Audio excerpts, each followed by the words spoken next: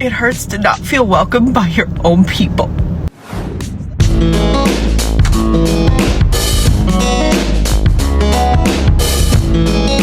Hot take. The easier it is for you to assimilate, the more you are disliked by your own people. Glad to have you, amazing viewer. It's another exciting time at Comfort for Life Network. Collection of TikTok videos for educational purposes. Amazing viewer, I just want to remind you that subscription is free of charge. Don't forget to smash that red button, subscribe to the channel, like the video for recommendation. For my returning subscribers, I love and appreciate you. Before we go further, let's unpack the paradox of assimilation. What is assimilation? So what does it involve? Assimilation often involves adapting the customs, language, and values of a new society, which can lead to individuals being perceived as less authentic. Not the word less authentic, by their own community. The more they align with the dominant cultures, the more they may be viewed as betraying their heritage. Not the word betraying their heritage or roots, by those who value cultural preservation and authenticity. So listen to the few stitches that I put together. I'll be sharing my own experience on this at the end of the video. Don't forget to watch this video to the end. Kindly leave your thoughts in the comment section. Let's interact. Hot take. The easier it is for you to assimilate, the more you are disliked by your own people. Agree or disagree? I want to hear your opinion. Because I think that the more you look like those that have colonized your people, oppressed your people, genocide your people, the more you're going to be treated as an outsider, specifically within your community. And of course, I mean most, not all. Usually the more you look like them, the less you look like us, is the mentality that tends to go around. And another question I have to ask is, do you really benefit from being able to assimilate? Because that means, in part, admitting that you look more like them instead of your own people, that you could hide amongst them and pretend to be one of them, even if you're not, because you'd be getting some of those benefits, of course, until they find out that you're not one of them. And then you become the painful outsider again. This is what she has to say about her experience rejected by her own people. It was so painful. It hurts to not feel welcomed by your own people. I just left the Red Hawk powwow, and because I don't have stereotypical native features and darker skin, so many people looked at me like, oh, there's that white woman walking around in her little native dress. Like, first of all, this is native designed, and I'm Iroquois, I'm from the Mohawk tribe. And I am really thankful to those that asked me, what tribe are you from? Who's your people? But there were so many that were just incredibly cruel, unnecessarily. It made me feel like I was just appropriating my own culture. And while I realize that lighter skinned individuals do have privilege outside of native communities, when you're mixed or you don't look it, you get treated differently by your own people.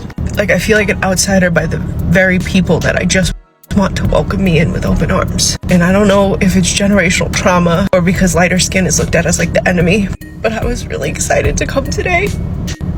And I didn't expect to be leaving like this. It hurts. This is so sad. It's also important to note that the perception of assimilation as a threat to cultural heritage or tradition can fuel resistance among the minority groups who fear losing their distinct identity in the process.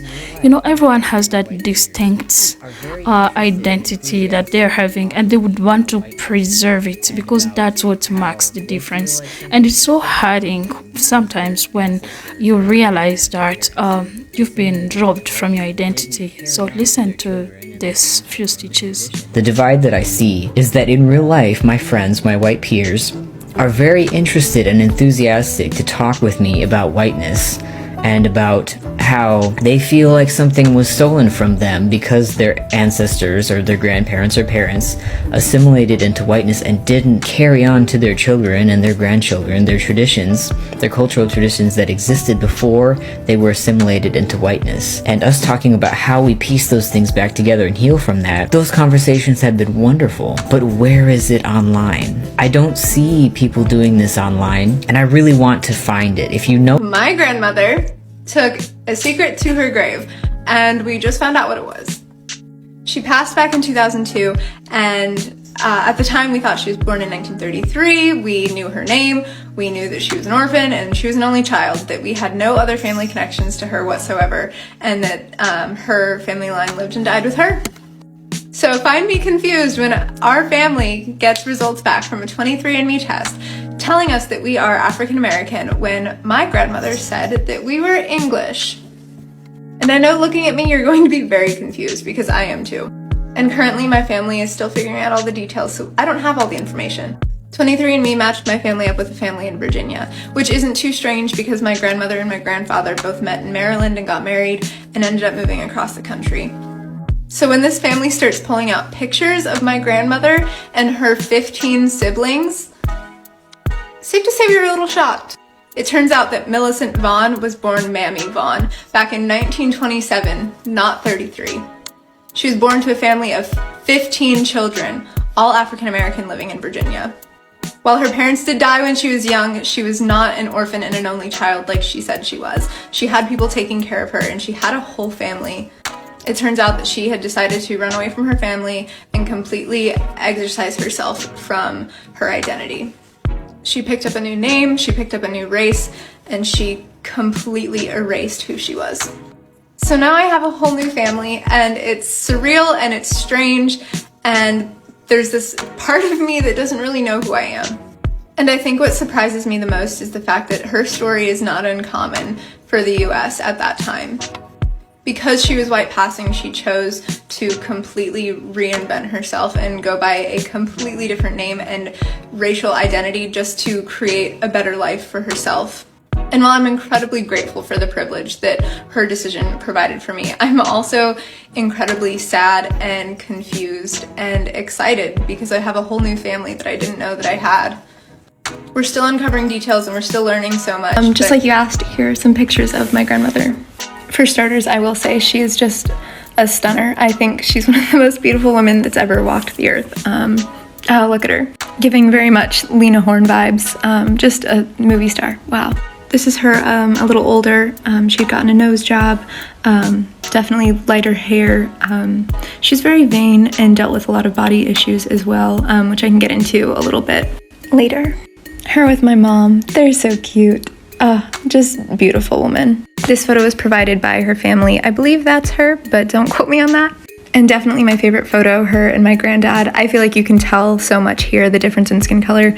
She was just so beautiful. Especially coming from a Mexican-American family, you know, it's all about, or it was all about assimilation. And that was the way that they got to survive the segregation and racism that they grew up with. So my grandparents, my great-grandparents, and even my dad until he was 5 was living in a segregated and very racially divided California.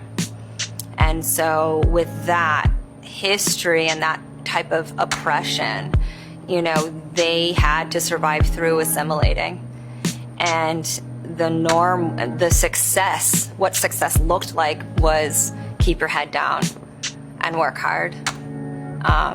And so I think there's just a fear that's probably underneath it all, that if you stand out, it can be dangerous. And so don't try too hard, don't reach too high, don't get noticed. Did you know that the lighter your complexion, the worse you're treated in Native culture? And in the rest of the world, it's the complete opposite. So for most non-Native communities, the darker you are, the worse you're treated. But in Native communities, having lighter skin means that you're either mixed or pretending to be Native, aka a pretendian. Someone that uses Native culture and identity to either appropriate the culture or get whatever benefits they perceive they can get from it. Children are often put outside without sunblock on to get their skin to look darker. A lot of natives will use tanning beds, basically anything to get that medium or darker complexion. There's a lot of native on native hate when it comes to lighter skin tones, and this stems back to colonialism, blood quantum laws, restrictions and access to resources due to being pushed off our ancestral lands, being pushed onto territories and reservations. Basically, it's not our fault, but we've been conditioned to look at anyone that's lighter and view them as not native. People have had their houses burned down for being light. If there's one thing I learned when it comes to a race disliking other members of the race for their skin color, The one word you can't use is colorism. It's actually blocked out here. Because what I've learned from being here is that when you use the word colorism, especially in Native communities, Black talk will come for your neck and it will not be pretty. So while the definition of colorism does apply to this situation and does apply in Native communities, I've learned that it's something that we're not allowed to use. People who are outside of Native communities don't realize that while being light-skinned has its privileges outside the Native community, being light-skinned in the Native community for many, many tribes is the worst.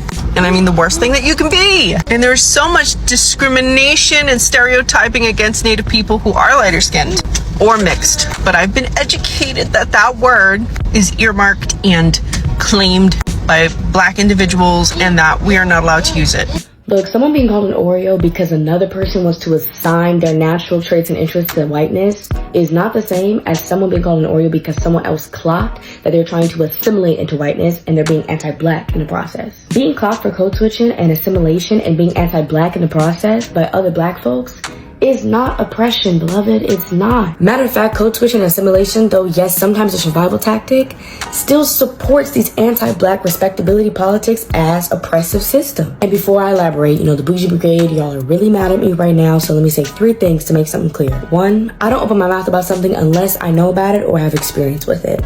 And that's on critical thinking, common sense, and a master's degree. 2, you don't know me as I don't know you. So don't let this parasocial relation think that you can talk about me all types of ways and call me outside my name. 3, I am not the projection of your traumas. I didn't say your traumas didn't happen, but I was not there for them. Now back to what I was saying. If you were someone who was called an Oreo unwarranted, right, just because of your natural traits or your interests, here's a good thing. I'm not talking about you. Read the paragraph, beloved. All right, don't make the Uncle Tom boot fit if it don't. If it don't apply, we let it fly. Now, as someone who grew up in very close proximity to the hood, to gang territories, to suburbs, to the city, the name Oreo was too bestowed upon me. I too was called a sweet cookie with cream in the middle, and in other ways, I am a sweet cookie with cream in the middle. And I know that experience so intimately that I know white people do it too, but we're not talking about them in the same way, huh? We could talk about Courage the Cowardly Caucasians and how they say, you're not like those other Blacks, but no, we want to talk about the oogly boogly boogeyman Black folks that are just so mean, violent, and scary. Black people are lumping hood Black folks all in one big pot, calling them ghetto, ratchet, mean, scary, and violent. Is it because when white folks say it, they're saying it in a way of like an acceptance of our assimilation, and we kind of like that? But when our kinfolk specifically again clock anti-Blackness through the assimilation, they're clocking, hey, maybe you're trying to separate yourself, remove yourself from Blackness, and make it seem like you're not like us. And maybe that truth stings a little bit more, right? Maybe that causes a little bit more reflection. The reality is some uppity Black folks have a lot of internalized anti-Blackness. They're very elitist, they're very classist. There is historical proof of this. Societies and institutions were built off of this. And to act like these comments and teasing and yes, even bullying is unique to hood Black people is anti-Black, and I personally am not standing for that. Because who told us that hood Black people are more ghetto and more ratchet and more mean and more violent? More ghetto, more ratchet, more hood, more violent than those motherfucking white people who put us in chains? If you want to identify with bougie so bad and elitism so bad and you want to sound like Uncle Ruckus's campaign manager talking about these oogly boogly scary hood Blacks, by all means, that's your prerogative. But if you want me to do that and you want to twist my words and move the goalposts and avoid and evade the conversation about, hey, I don't like how we in our community talk about hood Black folks, talk about people, Black people who are in a socioeconomic status due to the systems around them, I'm not going to be that person for you. You are absolutely correct. This is not the spot for you. So the pertinent question here is, in which way can we assimilate and still maintain ties to our origin? So this is one of the ways we can navigate through these tensions. It's always required that individuals strike a delicate balance between adapting a new cultural norm and maintaining their ties and origin. Ultimately, understanding and addressing the paradox of assimilation necessitates recognizing the multifaceted nature of identity formation in diverse society. You can hear, you could, if you followed to this extent, you could see how this lady had to be, she was rejected because she wasn't dark enough to pass as a Black person, while at another extent, she needed this whiteness to survive, these features to survive. Well, thought on this, don't forget to leave your thought in the comment section. Let's interact, guys. The video has been so long that I don't know how I could even share my video, but next time I'm going to share my thought on this. There's a way I also assimilated that I felt so humiliated by my own country people coming to me, my own tribe people coming to me, and they want me to complete some kind of sentences from my mother tongue, and I couldn't get it, you know. Yeah, there's a lot to unpack here. Don't forget to leave your thoughts. You can also share your experience, and let's enlighten people here. We are here to educate ourselves. Don't forget to like the video, subscribe, share, comment. Kindly leave your thoughts. Goodbye for now.